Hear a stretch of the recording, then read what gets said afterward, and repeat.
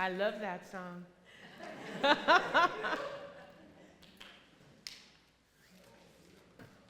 Oh, Carolyn, can I have that clicker thing that talks to me?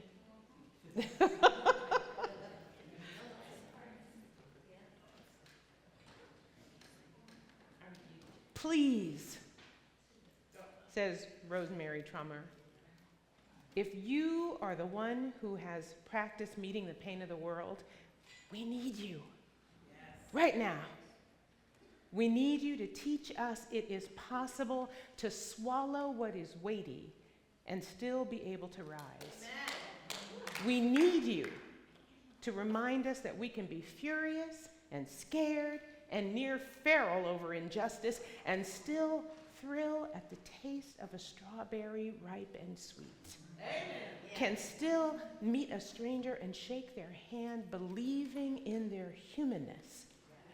We need you to show us how we too can fall into the darkest unplumbed pit and learn there a courage and beauty we could never learn from the light. If you have drowned in sorrow and still have somehow found a way to breathe, please lead us.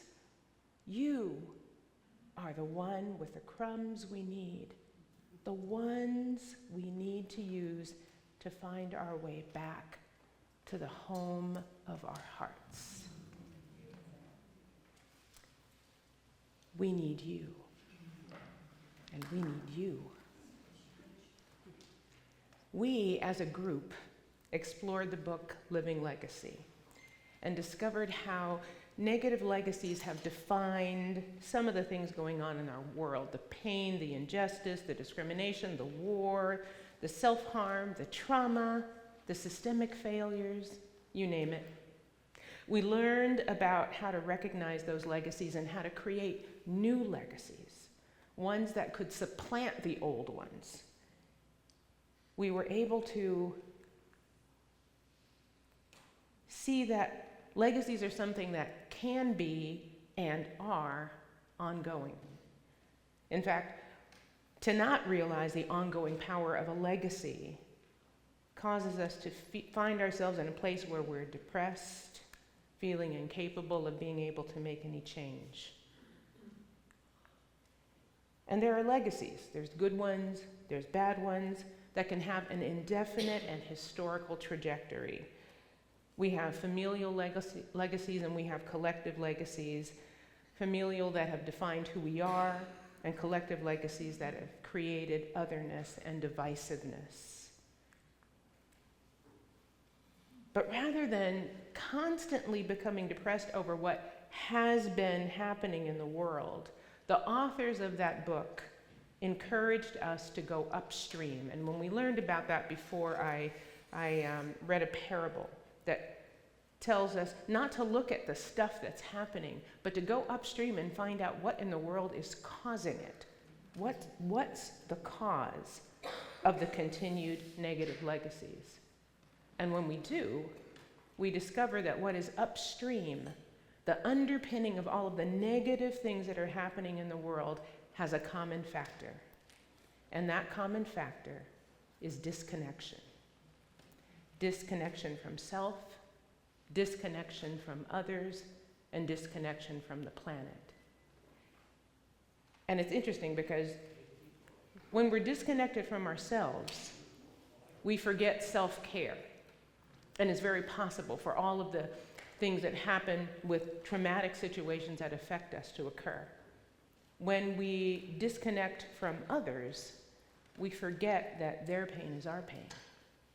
And it opens up the possibility of disassociating views that they don't belong here or that they don't need our help. And when we disconnect from the earth, we forget that we don't own it. We owe it.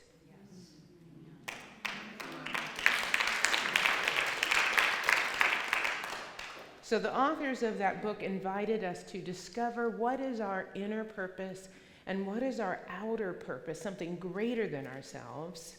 And from that, how can we begin a process of discovering and creating our living legacy. Not a death legacy, not what you leave after you're gone, but a living legacy, something that you have each day, that defines you each day, where love and connection is stronger than what has powered the negative legacies. So rather than thinking of a legacy as a death legacy, the authors say, let's live it every day, discovering your own purpose and creating your living legacy. So we and others did a deep dive. Would you say it was a deep dive? Yes. Into what's our inner purpose, what's our outer purpose, and how we can start living legacies. And Jeremy, I need you to pop back up here because I know that you'll figure this out. So on behalf of the group, there are some people who are going to share their stories, and others in the group are going to be witnesses as you are. And I am going to ask 2 questions, but each time that they answer, I want you, in order to witness, I want you to sing, not the beginning of the song, Amen, but the end. Yes. Amen, amen, amen. I knew you'd get there. So I'm going to ask them, what was the most impactful information that you took away from the group? Why did you keep coming back?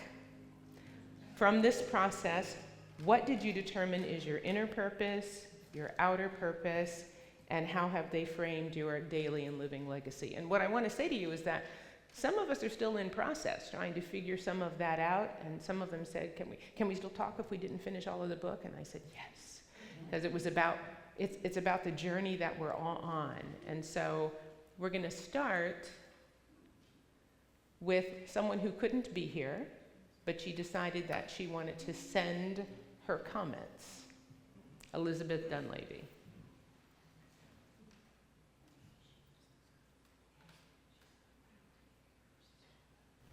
Hi, my name is Elizabeth Dunleavy, and I really enjoyed Dr. Cindy Acker's workshop that we all did, the book study about your living legacy.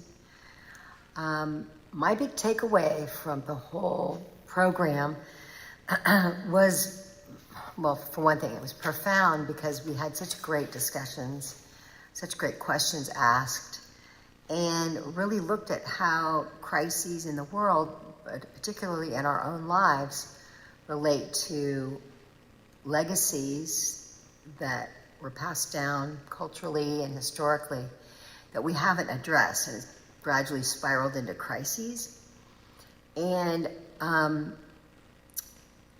in my family, there was always kind of at the basis of all of it, a lot of fear of being judged, a fear of losing social status, and there was definitely inequality in my family in terms of my mother was from self-educated, really smart, self-educated, hard-working parents working multiple jobs during the Depression, and my dad's family came from a self-described kind of landowning, upper class, highly educated and superintendent of schools kind of a thing.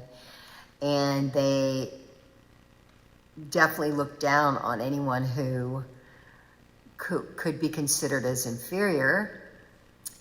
And so what I recognized, I had looked at my whole life as I wanted to be an educator, wanted to focus in on giving everyone equal chances. And I started looking at how that legacy, through the discussions that we had, I found this great piece of information that made, put a whole lot of things into perspective, that I had a sense as a kid what my inner purpose was to be calm and connected and communicating to spirit, but it didn't gel with what my family thought I should be. I was either too quiet and reading, or I was too loud and expressive. I ended up developing different cadres of friends that I kind of siloed. I didn't really make the connections between them with each other.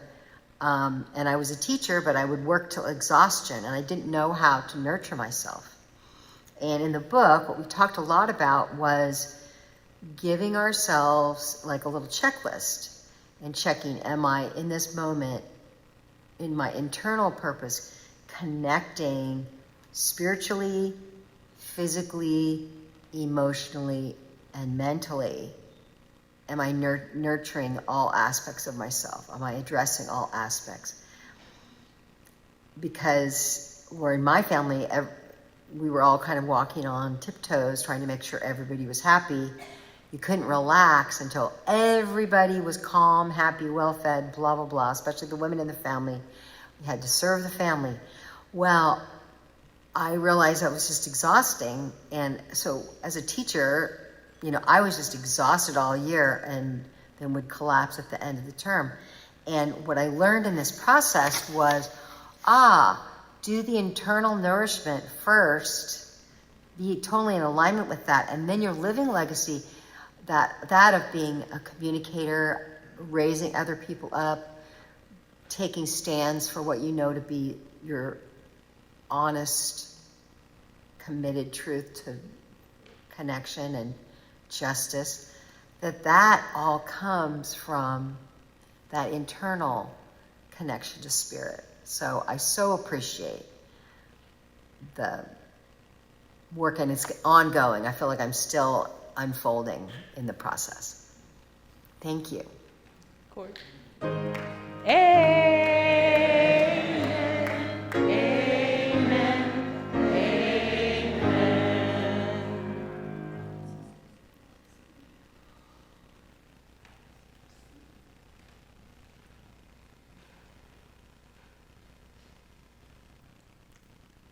It's not going. Okay.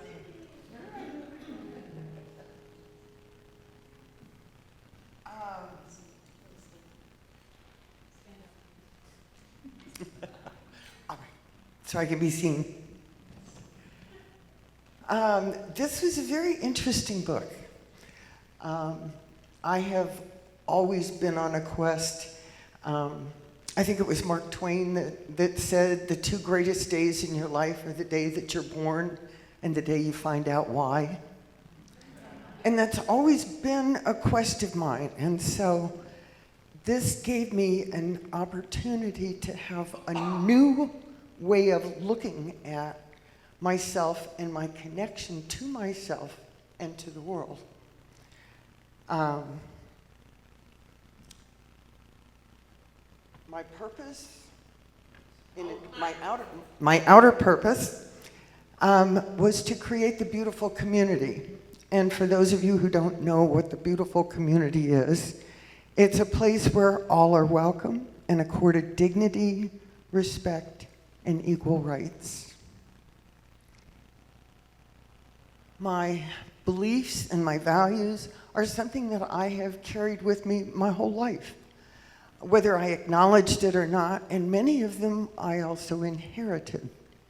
I was raised by very generous and loving people who set a great example of kindness and understanding and respect.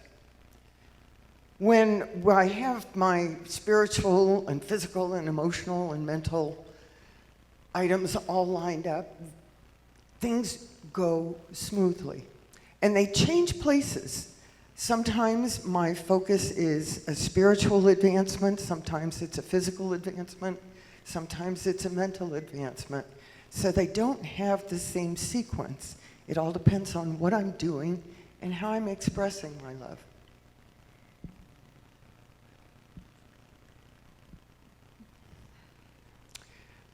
Okay, a living legacy of reciprocal altruism. That was a term that was given in the book by Dr. Sanjay Gupta. And it's a life of compassion, cooperation, and shared responsibility. And I feel very much alive when I am practicing compassion and cooperation and teamwork and love. And I think that's how I am building my, going upstream and building bridges to connect each other.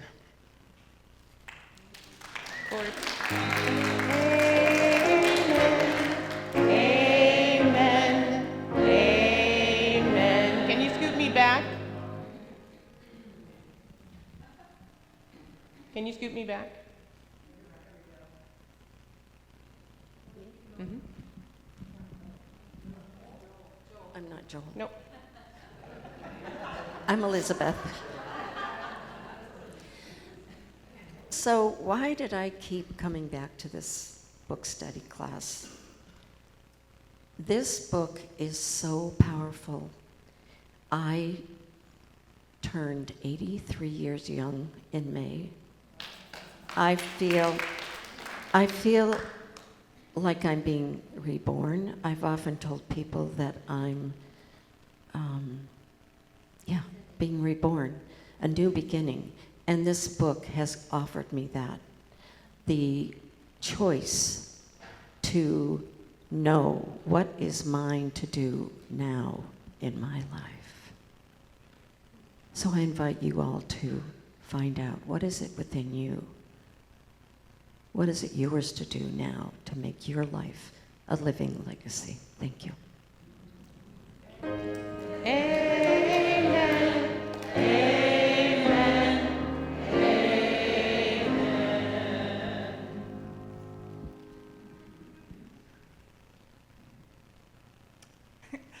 I have such deep gratitude for this group, for the people that are behind me, for Dr. Cindy, and for all of those of you out there who have supported me and given me encouragement. This is hugely out of my comfort zone. I've spoken publicly for business events, no problem, but talking about anything personal is really, I feel like I'm naked. So the book is just a remarkable thing. You can read it in a linear way and take it step by step, which definitely makes sense, but it's also the sort of book you can just pick up and open and flip through and find wisdom in. So for people that you just want that little moment of getting reconnected to where you want to be, it's wonderful that way. In terms of my growth and why I took the class, I thought I knew what my legacy was. I had a pretty good idea, and I just needed direction to drop my fears and get to it. I was wrong. I was just approaching it in a really different way than I think I need to now. I've learned so much. I've learned, for me, what's important to me is sanctuary. I have lived a life in many ways that did not offer sanctuary or safety. And although I don't regret that because it's given me a lot of strength, I'm really tuned into people who are in that situation and just need to have the feeling of a safe harbor. I was approaching it as something I would do and run and set up, and what I was not realizing is you cannot give somebody something you do not have yourself. And you cannot build a beautiful community if you are not allowing that beautiful community yourself. And I have really never had a community. I was an immigrant, we moved a lot, I was out of the house by 16, I had very unusual kind of life. And this is the first time I've felt a sense of community in my adult life, other than a few close friends. And it's been life-changing. It's really been life-changing. And now, I'm just saying yes to things, to trying to connect. You guys are so sweet. By doing that, and by feeding myself, and really aligning with what's important to me and what is true. You know, when you're a little kid and you just have that, you're nearer to the source and you kind of know who you are, and then the rest of your life you kind of move away from that. So you know when you're in your truth. You know when you're doing what you're meant to do. And so I'm trying to connect with that, understand all the legacies that are holding me back, both, natural, our natural world instinct to both nurture and also to be, protective in ways that are sometimes negative, to be fearful, to survive. That's part of all of us. And, am I running long? I know, sorry. But anyway, I have great gratitude, and it has helped me move forward. And I'm sorry I talk a lot. Amen. Amen. Amen.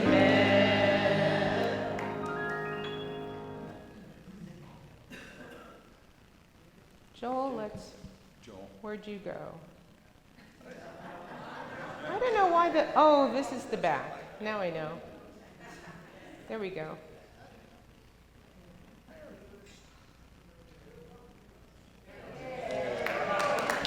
Come on up, Joel. Testing. All right, Cindy has my approval to get out the hook. Go ahead. At any time, as the rest of you. Good morning, everyone. I just love the smiles. At least I know I got one fan right here. In our study of What is My Legacy by Martin Luther King III, I've taken time to reflect deeply on what kind of legacy I want to leave, not someday, but starting now, each and every day. My inner purpose is to seek truth and enlightenment, to become more conscious, awake, and grounded in love. It's an ongoing journey of becoming more aligned with what is real and meaningful. My outer purpose is to reflect that inner work outward, to meet others with kindness, presence, and compassion. I want every person I encounter to feel more hopeful, more seen, more inspired to become their best self and build the beloved community. And how do I make that daily legacy?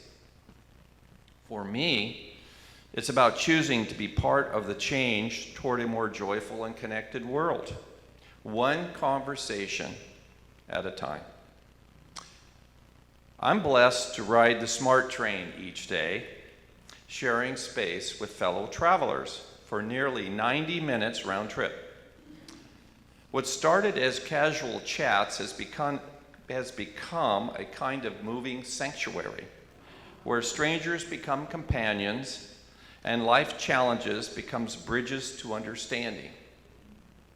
This train has become my practice ground, where I try to live the lessons from this book, to show up with integrity, to listen deeply, and to plant seeds of encouragement wherever I can. My legacy... Whoa. I was expecting the hook by now. My legacy is not something I will build later. It's something I am shaping now. Every smile, every moment of presence, every connection, that is the legacy I want to live into. Thank you. Amen. Amen. Amen.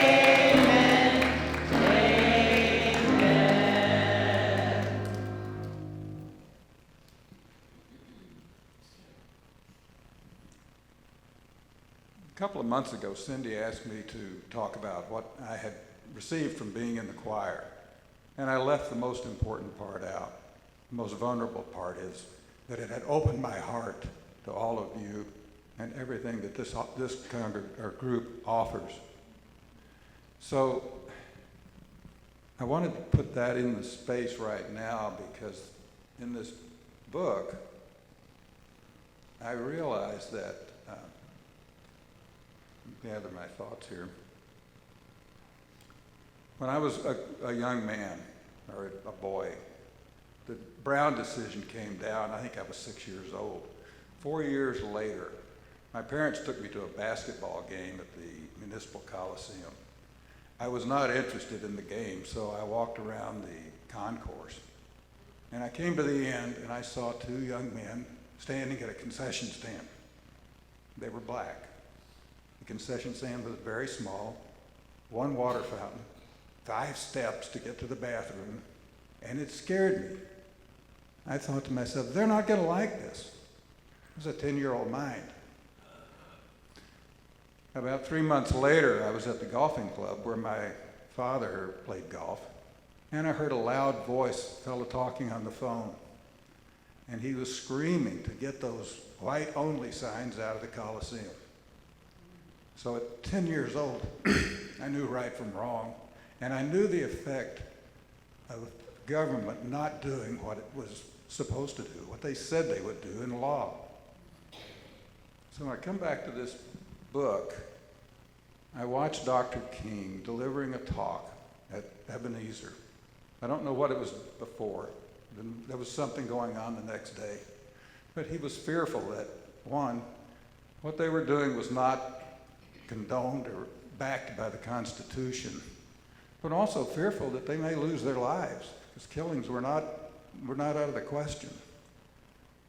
But he persevered because his stand was love, compassion, and forgiveness.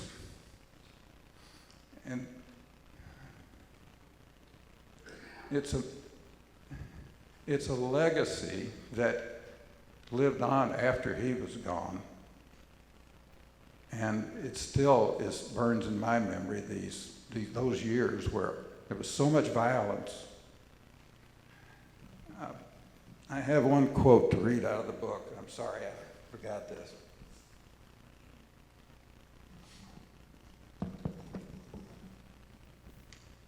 As I left the Coliseum, lived through my life, I wanted to do something about the inequity that I saw at that Coliseum. But I could not think what to do. And then the word agency came up in my mind, that I have agency. It doesn't matter if I know what to do, it just means that I get to take the next step. And one of the last quotes in here is, living legacy is a mindset and a state of being.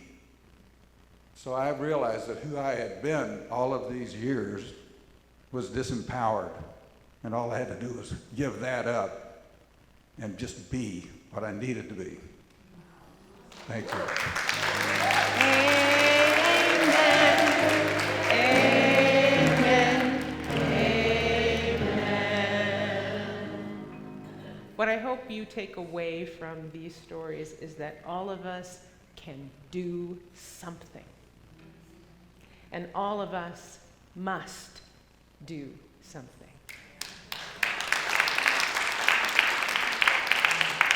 It's time to be moved by something greater than yourself, to shift something in you for the greatest need of other people. I want to leave you to witness these 2 facts and someone's legacy. Of the Montessori teachers worldwide, and we have a Montessori school, only 7% of them are black. They can't afford it. And at least in one country where they have been able to afford it, a trained Montessori teacher can only be an assistant in the classroom. Of the national student population, black boys equals 19% of preschool enrollment, but they account for 45% of daily suspensions. Knowing that challenging position that both Montessori teachers and children of color face, and Zach, if you can get this ready, someone initiated the first Black Montessori Teachers Fund, the BMEF, which provides scholarships to Montessori teachers for the people who can't afford the training. And they also created the first Black Montessori Conference, which was just held this past month in Washington, D.C. It was the brainstorm of a woman who created her daily legacy on behalf of Montessori teachers of color. It was held through the lens of people of color to help people understand the lens of people of color. And we sent one of our teachers, Bailey Basinger, to that Montessori conference. This video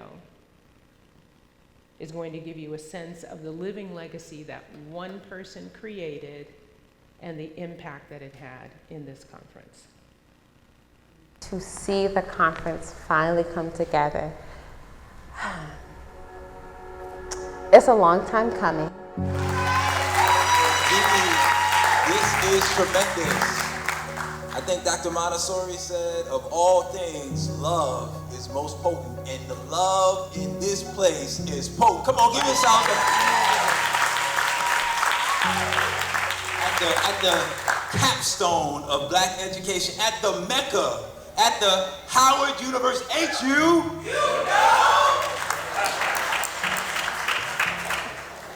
Seeing black Montessorians here today, it really brings tears to my eyes to feel like, wow, there's a way. To be immersed in whiteness your whole life and not knowing that you're code switching and not knowing that you're doing things to just fit in, to come to a place after being on this planet for 30 plus years to say, oh my goodness, all these things that I was doing was me trying to cope with my blackness in a predominantly white space. So the conference in itself, in essence, is a lot more, it means a lot more, but just knowing that I can be black, to me, is just profound enough. This is a monumental moment, just like right now, it is Black Montessori Conference for a reason, right? There is a reason why we need our own space, so we can go out into the world and do the things that we do. Oh, we've seen too many of our children suffering in places where they don't have educators who really understand how they move, how they groove. They don't understand how they engage even in play. I've never even seen a black teacher in the classroom until I went to the school that I'm at right now. And I think that is probably one of the reasons why I stuck it out with the school that I'm at right now. So then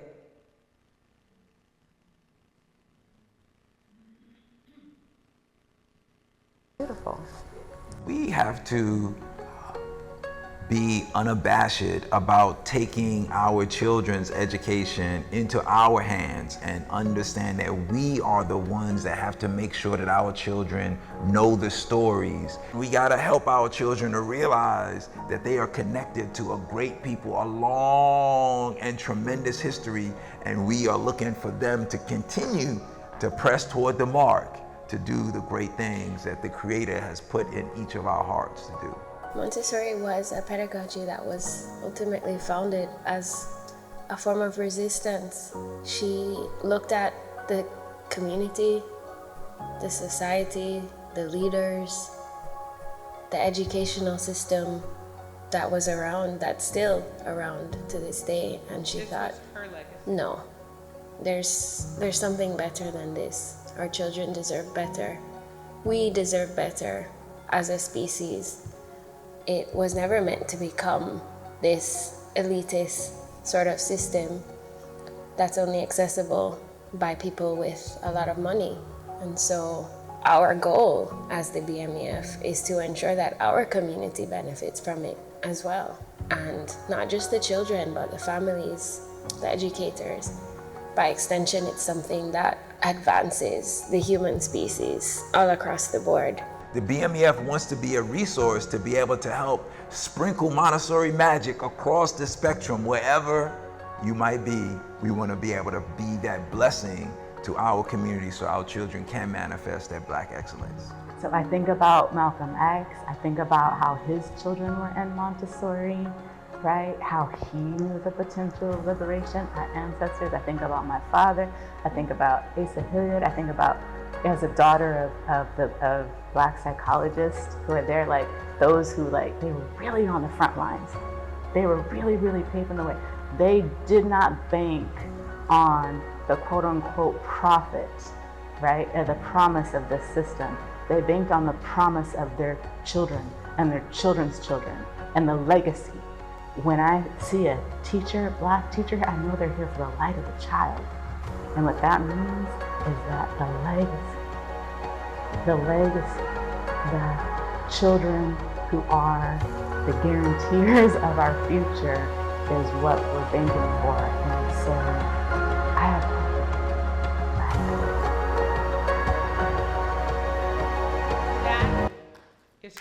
legacy.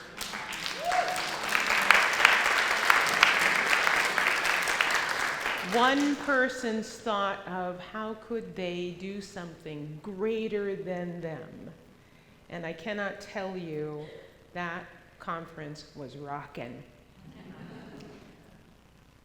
You've witnessed outworkings of this person and these people who were sharing their process. We encourage you to go deep, just as we've been going deep, and to ask yourself, what is my inner purpose? What is my outer purpose? What is greater than me? What is out there in the world that are negative legacies, beating down and hurting people? And how can I take my inner purpose, starting there, looking at my outer purpose, and come up with my daily legacy, how I walk and talk and move and groove in the world to make a change for a difference. That's what this was about. Thank the people who shared their journeys.